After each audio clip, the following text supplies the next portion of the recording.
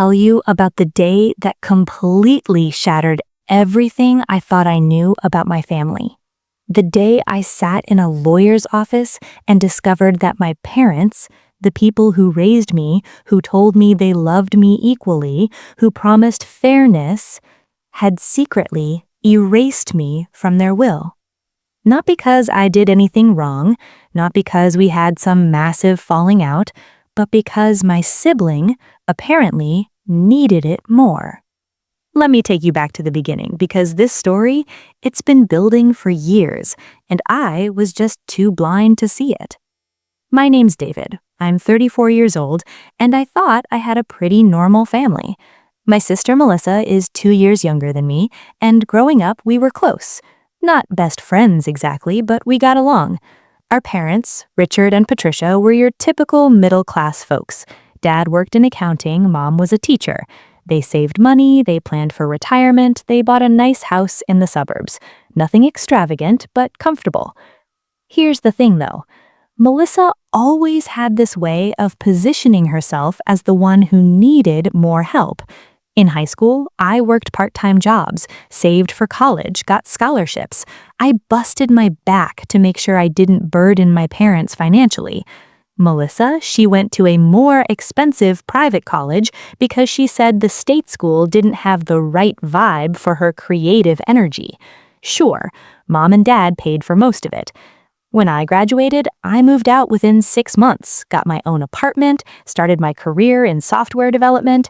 Melissa moved back home after college and stayed there for 4 years, paying minimal rent, saying she needed time to find herself and explore her artistic passions. I never complained. I figured everyone's journey is different, right? Fast forward, I got married to my wife Jennifer 5 years ago. We bought a modest house, we both work, we're doing fine. Not rich, but stable. Melissa eventually moved out, bounced between apartments, had a series of jobs that never quite worked out, and every single time something went wrong, Mom and Dad were there with a check. Car broke down, they bought her a new one. Rent was late, they covered it. Lost another job, they loaned her money that everyone knew would never be paid back. I watched this pattern repeat for years, and I told myself it was fine. They're helping their daughter, that's what parents do. But there was always this nagging feeling in the back of my mind, this little voice saying, "What about you?" Not that I needed their money, I didn't, but it was the principle, the unspoken message that Melissa's struggles mattered more than my hard work. Then, 8 months ago, Dad passed away. Heart attack. Sudden. Devastating. We were all destroyed. The funeral was brutal, and in the weeks after, Mom seemed to age 10 years overnight. We all grieved together, supported each other. About 3 weeks after the funeral, Mom sat us down and said Dad had left very clear instructions about his estate, and that there would be a formal will reading in a few months once everything was settled with the lawyers and probate. She seemed uncomfortable when she said it, kept avoiding eye contact with me specifically, but I chalked it up to grief. I figured Dad probably left everything to Mom anyway, which would be completely normal. Maybe there were some small provisions for Melissa and I, some sentimental items, a little cash split between us. I wasn't expecting anything major. The months passed, we tried to establish a new normal, and then the letter came. Official, formal, requesting my presence at the law offices of Henderson and Associates for the reading of Richard Morrison's last will and testament. Jennifer asked if she should come with me for support, and I said no, it'd probably be quick and straightforward. God, I was naive. I walked into that office on a Tuesday afternoon. Tuesday. Isn't it weird how you remember these details? The office smelled like old books and coffee, had those heavy wooden chairs that are designed to be uncomfortable. Mom was already there, sitting rigid, her hands clasped in her lap. Melissa sat next to her, and when I walked in, neither of them fully looked at me. That's when I first felt it, that cold trickle of dread down your spine when you know something's wrong but can't quite identify what. The lawyer, Mr. Henderson, was this older gentleman with silver hair and reading glasses perched on his nose. He offered condolences, made some small talk about Dad, then opened a folder and said, "Let's proceed with the reading of the will." I sat there, half listening at first as he went through the legal language, being of sound mind and body, all that standard stuff. Then he got to the assets. The house, which was paid off, would go to Mom. Expected, normal, fine. Some savings accounts, investments, life insurance policies. Then he said, and I remember this word for word, "To my daughter, Melissa Ann Morrison, I leave the sum of $475,000, comprising my investment portfolio, my retirement accounts, and the proceeds from the sale of the rental property, to be held in trust and dispersed according to the terms outlined in Section 7B. I blanked. That was basically everything except the house. I waited for him to continue, to get to my part. Mr. Henderson shuffled some papers, adjusted his glasses, and continued. "To my son, David Michael Morrison, I leave my collection of fishing equipment, my tool set from the garage, and my 1987 Chevrolet pickup truck, currently valued at approximately $1,200. That's it."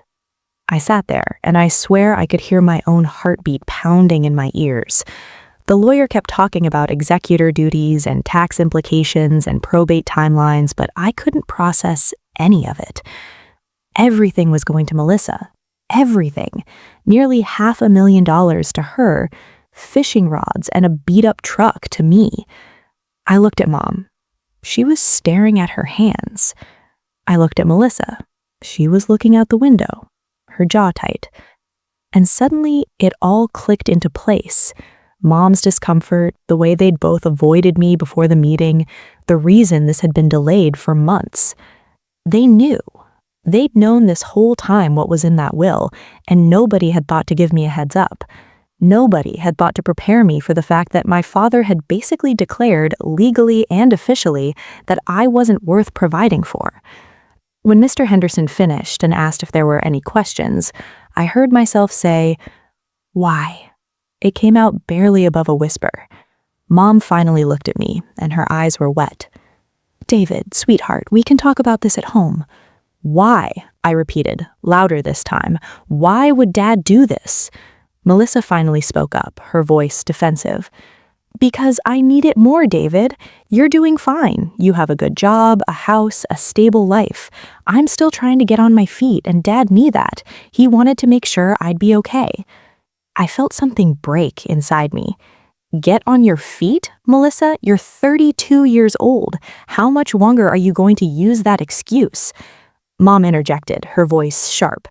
"David, that's enough. Your father made his decision based on what he thought was fair given each of your circumstances. He knew you were capable and independent, and he wanted to help your sister achieve that same stability.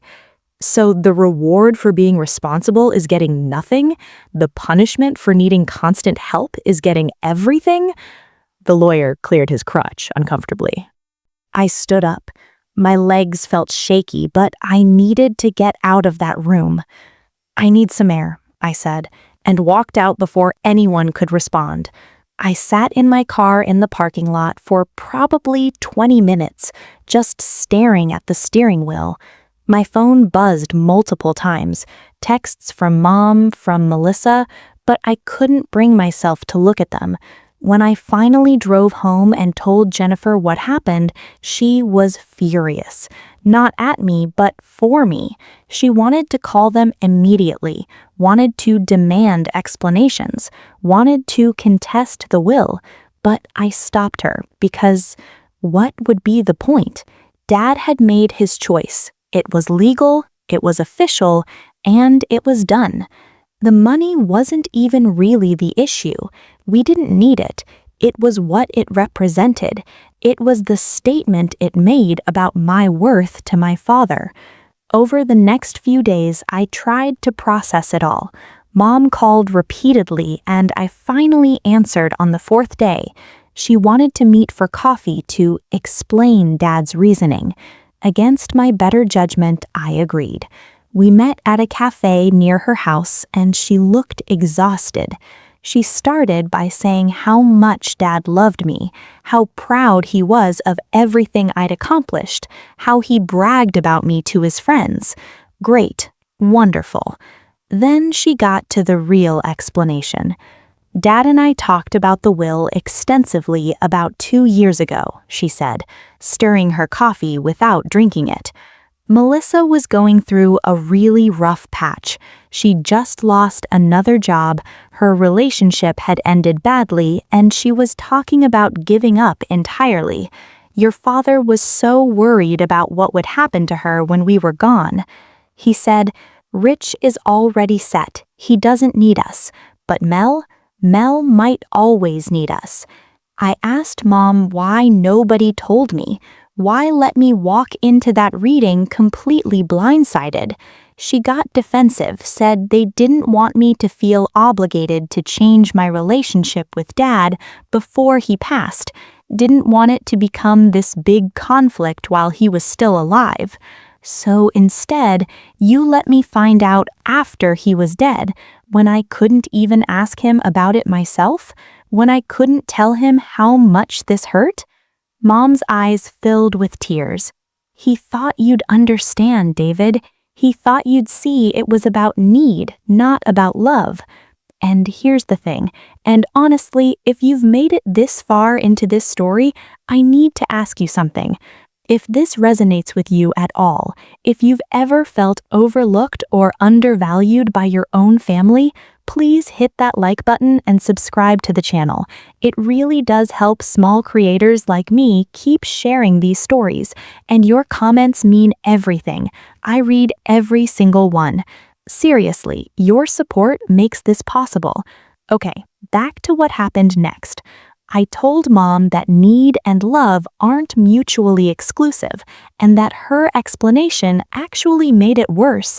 Dad's reasoning was essentially, David's successful, so he doesn't need our support or recognition. Melissa's struggled, so she deserves everything. It's a perverse incentive system. It rewards dependence and punishes independence. What kind of message does that send? Mom tried to argue that I was twisting his intentions, that he simply wanted both his children to end up in similar financial positions, and since I'd already achieved stability, Melissa needed the boost. But that's not how families work. That's not how fairness works. If Dad wanted to help Melissa more during his lifetime, fine, he did that anyway. But the will, the final statement of how you valued your children, that should reflect love equally, not just need. I left that coffee meeting feeling worse than before. Jennifer suggested we distance ourselves from my family for a while, and I agreed. We stopped going to Sunday dinners at Mom's house.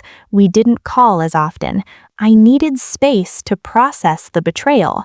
About 3 weeks later, Melissa called me. She was crying, saying she never asked for any of this, that she felt terrible about the whole situation, that she'd give me half if it would fix things. I told her to insult me with charity. This wasn't about the money. It was about what Dad's decisions said about how he viewed both of us. She got quiet, then said something that actually made me pause. David, do you know what it's like to be the family disappointment? To watch your older brother succeed at everything while you can't seem to get anything right? To know that every dollar Mom and Dad spent on you was an investment, and every dollar they spent on me was damage control? I hadn't thought about it from that angle. For the first time, I considered what it must have been like for her, constantly compared to me, constantly falling short, constantly needing rescue. But then she said something that made my sympathy evaporate. At least now I have something you don't. At least Dad's will proves I mattered more in the end. She said it quietly, almost like she didn't mean to say it out loud, but I heard it. And suddenly I understood. This wasn't just about need. For Melissa, this inheritance was validation.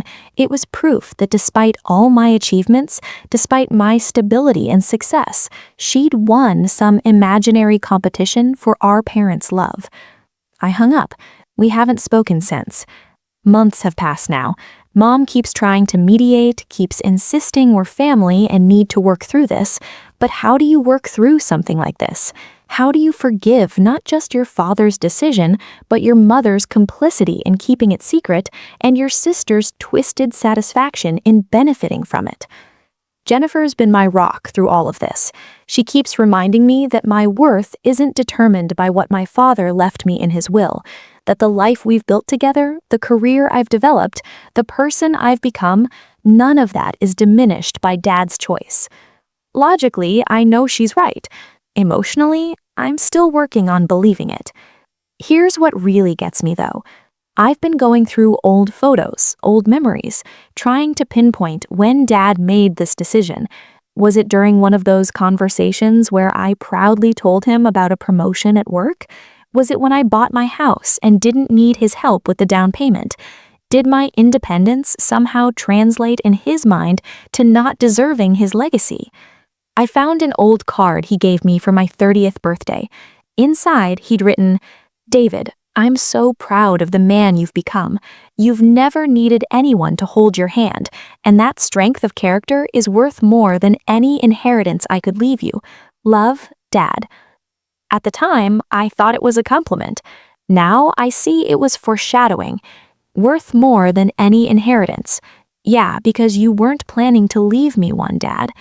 The hardest part? I can't even be angry at him properly because he's gone. I can't confront him, can't demand answers, can't ask why being independent meant I deserved less. All I have are Mom's secondhand explanations and Melissa's bitter vindication. Some of my friends have said I should contest the will, that there might be grounds for arguing it was influenced by Melissa, or that Dad wasn't of sound mind. But the lawyer was clear. Everything was properly documented, signed, witnessed. Dad knew exactly what he was doing. He chose this deliberately. He wanted this outcome. And maybe that's what hurts most of all. It wasn't a mistake or an oversight. It was intentional. Jennifer asked me the other day if I regret working so hard, becoming independent, not needing my parents' help. And that question broke something open in me, because the answer is complicated. Do I regret building a good life? No. But do I resent that building that good life apparently disqualified me from being valued equally in my father's eyes? Absolutely. There's this weird guilt, too. Like maybe I should have struggled more, needed help more, then more dependent so that Dad would have felt I deserved his support. How messed up is that I'm second-guessing whether being self-sufficient was somehow a character flaw in my father's eyes? I've started therapy, actually. Not because I'm falling apart, but because I need help processing this in a healthy way. My therapist asked me an interesting question last week. If your father were here right now, what would you want to say to him? I thought about it for a long time, and here's what I came up with. Dad, I want you to know that your decision didn't just hurt me financially, it hurt me fundamentally. It made me question every memory we had together, every piece of advice you gave me, every time you said you were proud. Were you proud? Or were you just relieved that I didn't need you? Did my independence make you love me less? Or did it just make it easier to justify leaving me out? I worked hard to make you proud. I built a life that didn't burden you. And somehow that became the reason I wasn't worth providing for. Can you see how that breaks something in me? How that makes me wonder if I should have failed more, struggled more, needed you more? My therapist says I'm grieving twice, once for my father's death and once for the relationship I thought we had but apparently didn't. She's right. I'm mourning the dad I thought I knew, the one who loved his children equally, who valued fairness, who would never pit his kids against each other. That dad never existed. Or maybe he changed somewhere along the way and I didn't notice. Mom has asked me to come to Thanksgiving. She wants to keep the family together. But how can I sit at that table with Melissa, knowing she views Dad's will as some kind of victory? How can I make small talk with Mom, knowing she helped keep this secret, knowing she's defended a decision that fundamentally says I matter less? Jennifer says the choice is mine, that she'll support whatever I decide. Part of me wants to go, to take the high road, to prove that I'm bigger than this situation. But another part of me, the hurt, angry part, wants them to feel my absence, wants them to have one empty chair at that table as a physical reminder of what Dad's decision cost. Is that petty? Maybe, but I'm still processing, and I think I'm entitled to my pettiness right now. Here's what I've learned from this whole nightmare. Your family's treatment of you isn't always about you. Sometimes it's about their own issues, their own fears, their own biases. Dad's decision wasn't really about me or my worth. It was about his anxiety over Melissa's future, his need to fix her struggles, his belief that success doesn't need support. That doesn't make it hurt less, but it does help me understand it wasn't personal, even though it feels incredibly personal. I've also learned that fairness in families is complicated. My parents always said they loved us equally, but their actions told a different story. Equal love doesn't mean equal treatment, I get that now, but there's a difference between proportional help based on need versus a final testament that declares one child worthy of everything and the other worthy of some fishing gear. That's not proportional help, that's favoritism dressed up as practicality. Some people have told me I'm being too harsh, that I should be grateful my parents helped me become independent, that Melissa genuinely does need the money more. But those people are missing the point. This isn't about the money. If Dad had left everything to charity, I would have understood. If he'd split it 70-30 or even 80-20, I could have accepted it. But 99% to 1%? Fishing rods and a truck versus nearly $500,000? That's not about need, that's about declaring worth, and apparently I wasn't worth much. There are moments when I'm okay, times when I'm at work, focused on a project, or laughing with Jennifer, or living my life, and this whole situation feels distant. But then something will trigger it. I'll see a father and son at the grocery store, or I'll drive past the street where my parents' house is, or someone will make an offhand comment about family, and suddenly, I'm right back in that lawyer's office, hearing those numbers, watching my mother avoid my eyes, feeling my world shift on its axis. Jennifer thinks eventually I'll find peace with this. She says time will dull the sharp edges of the betrayal, that I'll be able to remember the good parts of my relationship with Dad without this overshadowing everything. Whispers? I want to believe her. I want to get to a place where I can say, Dad made a mistake, but he still loved me, and actually feel it.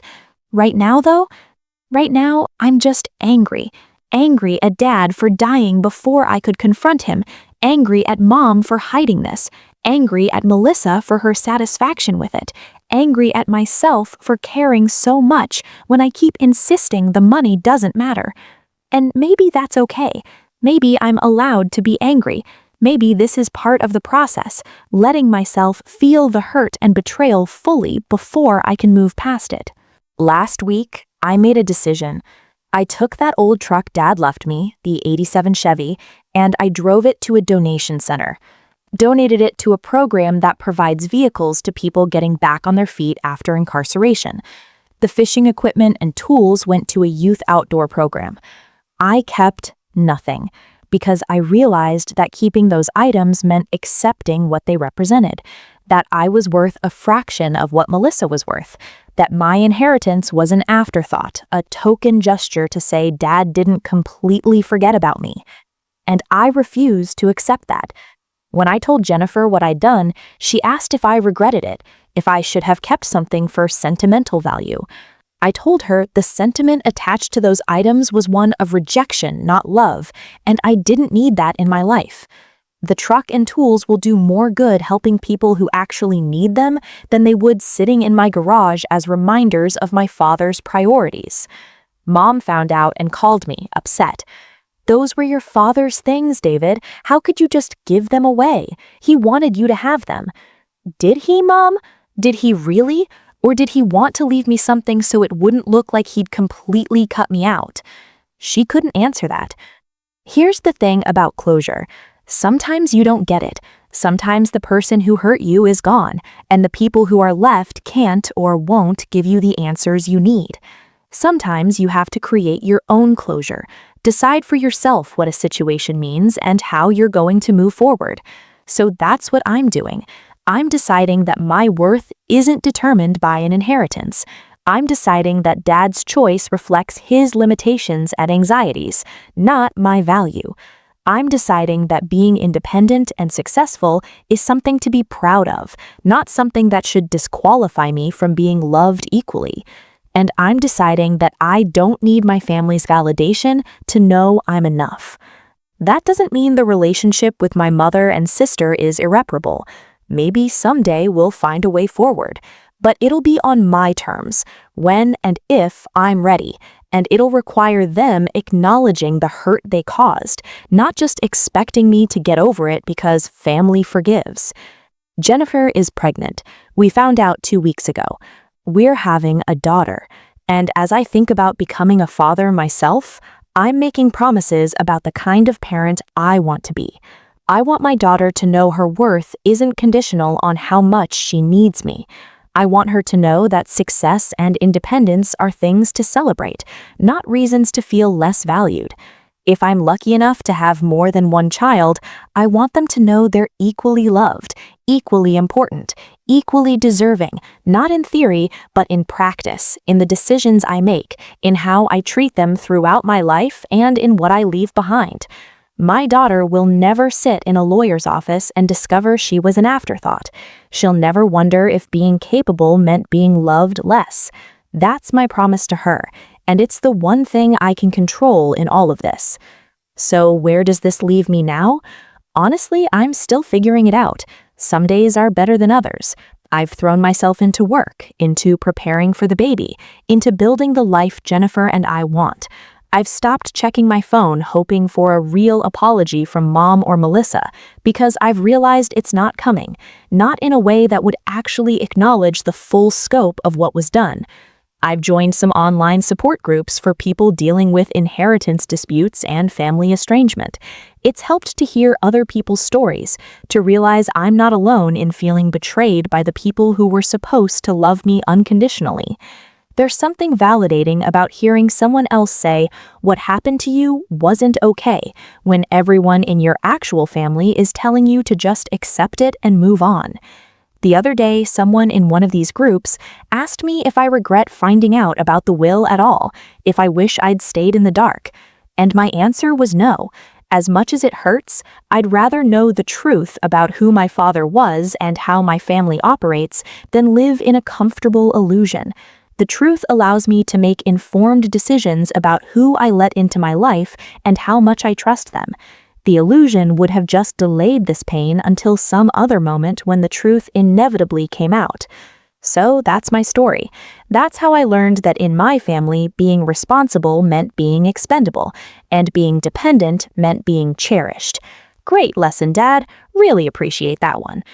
To everyone watching this who's dealt with family betrayal, who's felt overlooked or undervalued by the people who should value you most, I see you. Your feelings are valid, and your worth isn't determined by how others choose to recognize it or fail to recognize it.